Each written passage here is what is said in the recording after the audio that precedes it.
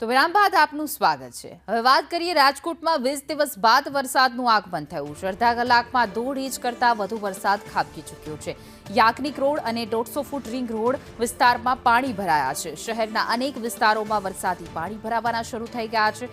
વરસાદે તંત્રની pre monsoon કામગીરીની પોલ ખોલી નાખી છે। રોડ પર વરસાદી પાણી ભરાતા વાહન ચાલકોને પણ હાલાકી। રાજકોટમાં પડેલા 1.5 ઇંચ વરસાદે મનપાની પ્રી મોન્સૂન કામગીરીની પોલ ખોલી નાખી છે। હું તમને સીધા દ્રશ્યો છે તે બતાવી રહ્યો છું કે રામકૃષ્ણ આશ્રમ ખાતેના દ્રશ્યો છે। 1.5 ઇંચ વરસાદમાં રોડ ઉપર પાણી ભરાઈ ગયું છે। જળબંબાકાર જેવી સ્થિતિ છે તે સર્જાણી છે। 1.5 ઇંચ વરસાદથી શહેરના જે મુખ્ય માર્ગો છે 150 ફૂટ રિંગ રોડ છે, યાજ્ઞિક રોડ છે, રેસકોર્સ છે, મવડી ચોકડી છે, રૈયા ચોકડી સહિતના વિસ્તારોમાં પાણી ભરાઈ ગઈ છે। પાણી ભરાતા વાહન ચાલકો છે તેને ભારે હાલાકીનો સામનો છે તે કરવો પડી રહ્યો છે। છેલ્લા 20 દિવસથી વરસાદ છે તે છૂટો છવાયો પડી રહ્યો હતો। વરસાદના ઝાપટા છે તે પડી રહ્યા હતા।